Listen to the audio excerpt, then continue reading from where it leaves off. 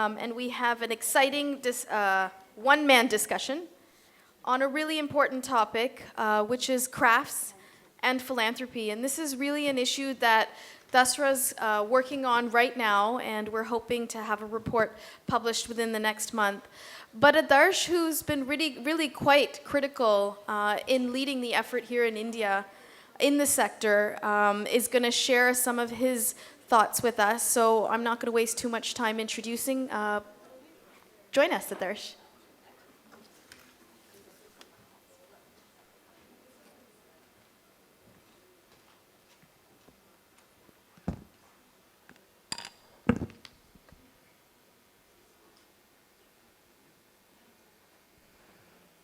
All right, good afternoon. I'm going to take the next sort of 10 minutes or so to talk about what I feel are the challenges in philanthropy relating to the craft sector in India. Since independence, philanthropy in India has focused on producers, poor men and women in rural areas, and the strategies have included organizing them, training them. Sorry, this doesn't seem to be working. You need to go to the other side.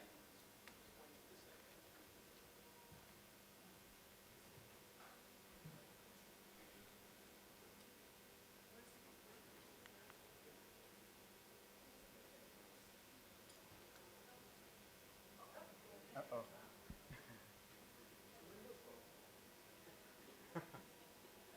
Just give us a minute.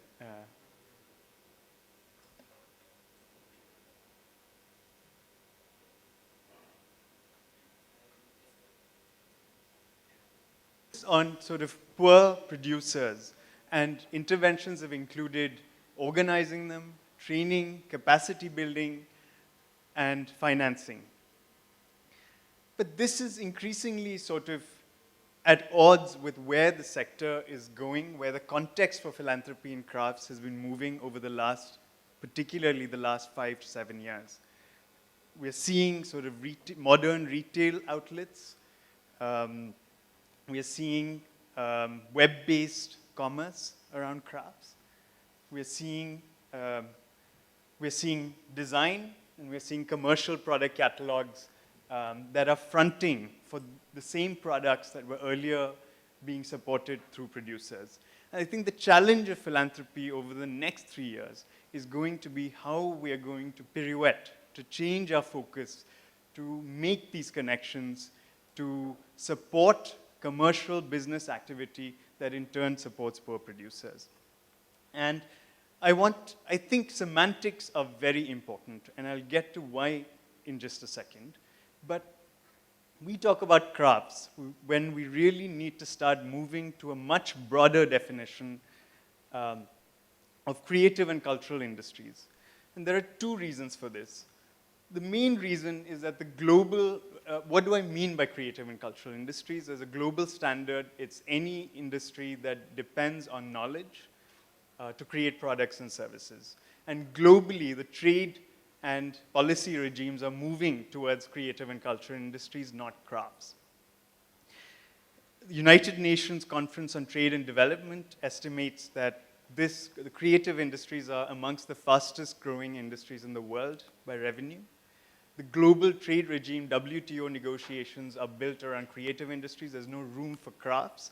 This is important because everything from export regulations to customs regulations to financing regulations of export banks, Exim banks, now depend on this policy regime. And governments across the world are retooling their policy regimes to be in confirmation with this. And 2 of the best examples of this are the United Kingdom and Japan. And I urge you, if this is an area of interest, to look up further into what those governments are doing. But why, referring to crafts in India, we've done a disservice. And the reason is because when we talk about traditional knowledge and skills, by the way, sorry if you can't see this at the back, don't worry, I'll send a link to a website with this, to Dasra, or you can sort of contact me and I'll email it to you. Traditional knowledge and skills is not just crafts. It encompasses a very rich area of skill in India, which includes foodstuffs, folk arts, puppetry, classical dance, traditional architecture, and traditional health and beauty systems. Philanthropy in this area, and when I refer to philanthropy, I'm including the government in this, has the words that have been associated with this sector have been government support, subsidies, grant-based funding, and poverty alleviation. You can see the dichotomy when you look at what's called modern creative sectors, where also, by the way, philanthropy is active, even though we may not think of it that way. But corporate financing for the modern arts, theater, design, photography, cinema, music, is also a big area in India. And the ecosystem that philanthropy builds there is around private sector, artists, trade fair, growing markets, and consumer bases. Now, the key challenge in the next 3 years for philanthropy in the craft sector is moving away from this dichotomy and moving towards a common understanding of what's needed for the creative sectors, which is developing talent, developing businesses, and developing audiences.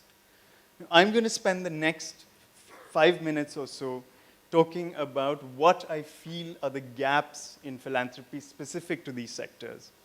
Now, in the last 2 years, we are seeing donors who are moving towards more entrepreneurial approaches, supporting businesses, supporting more sort of social enterprise in this sector.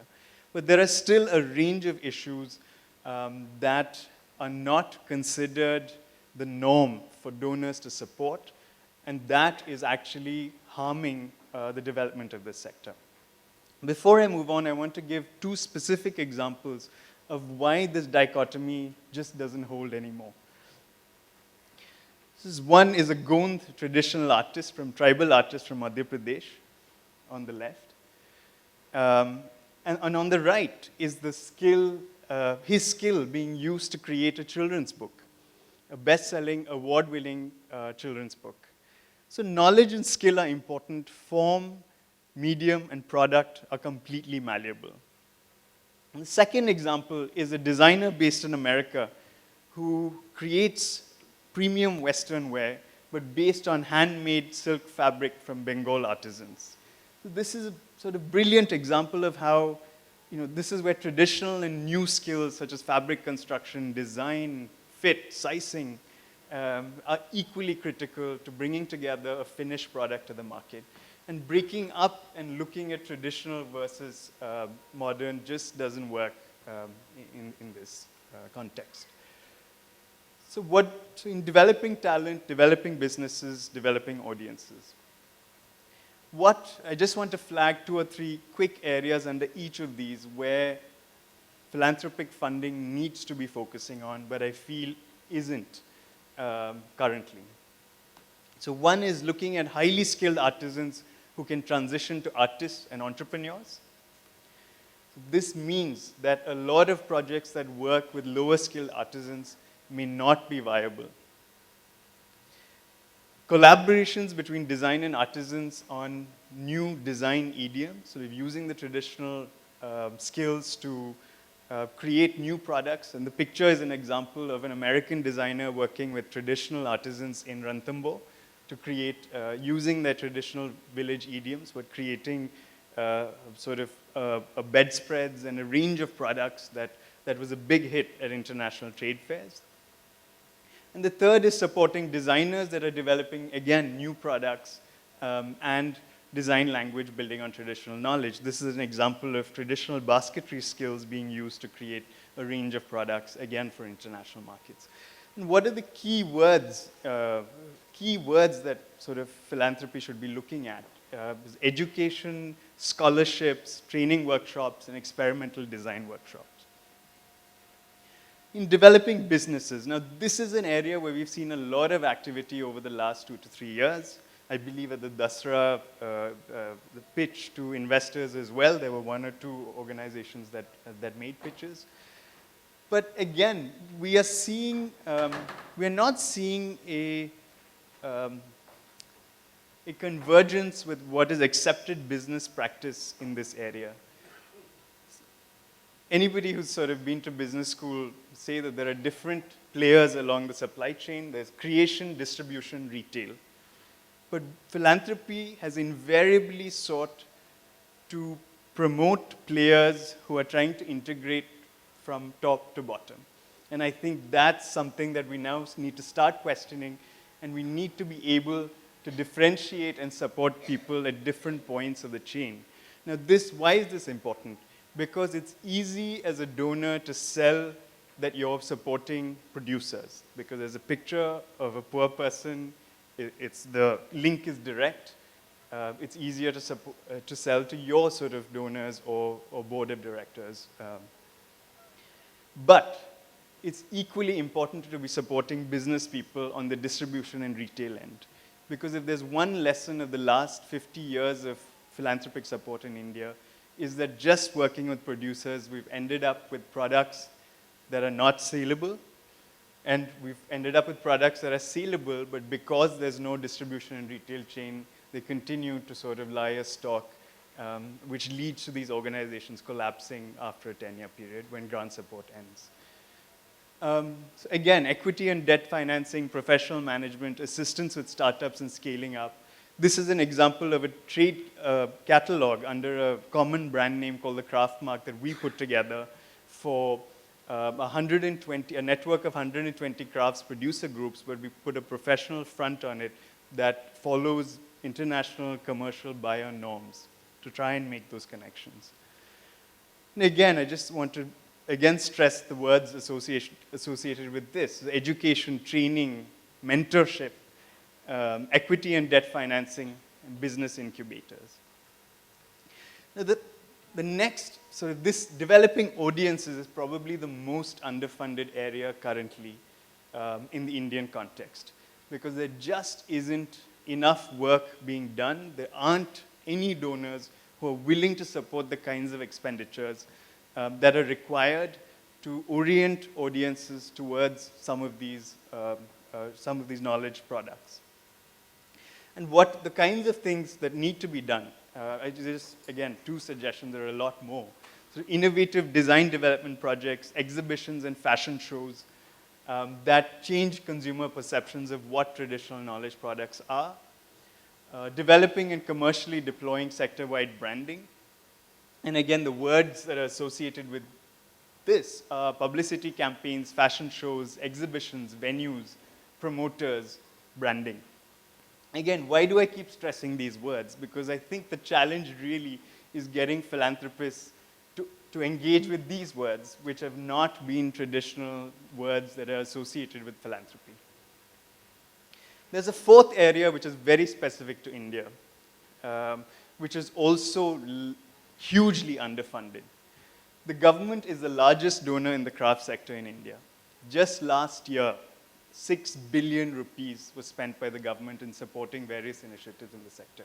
Over the last 10 years, something like 38 billion rupees. There's a huge gap in research and policy advocacy towards shaping this funding for more impact.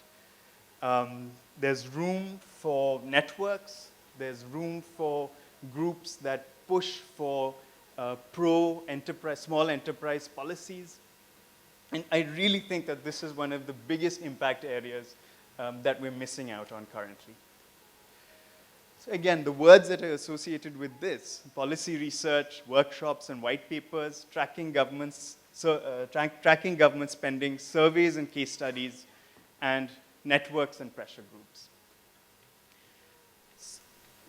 Can we, over the next 3 years as philanthropists, retool our vision for this sector around these 3 to 4 areas? I think that's really going to be the biggest challenge, and I hope that this forum can play a role in helping us sort of move towards this paradigm. Thanks.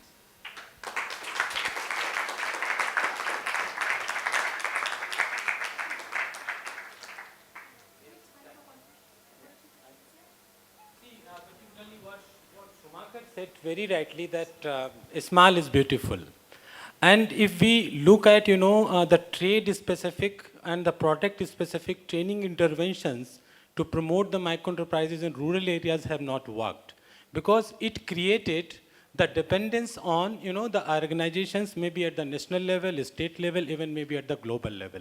So why not, why the funding should be towards promoting the products which can be consumed in the USA or in the UK, and why the funding should not be towards promoting the products which can be consumed locally.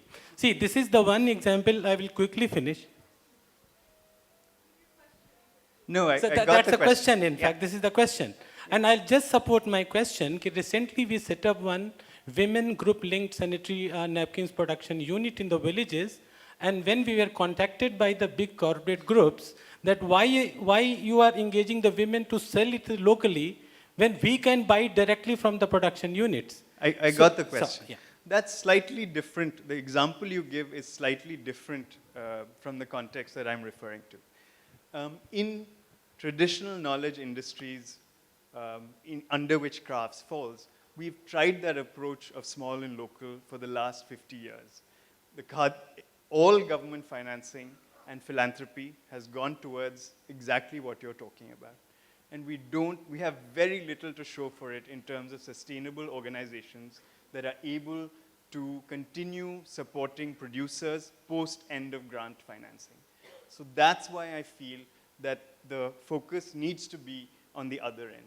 The example you give is slightly different because it relates to a very specific local need on which you're raising awareness and getting women to buy those products locally. Unfortunately, these products are not being bought locally anymore. The local markets are drying up because of lower price competition of synthetic textiles and so on and so forth. So that's the reason why we need to focus on where the markets are.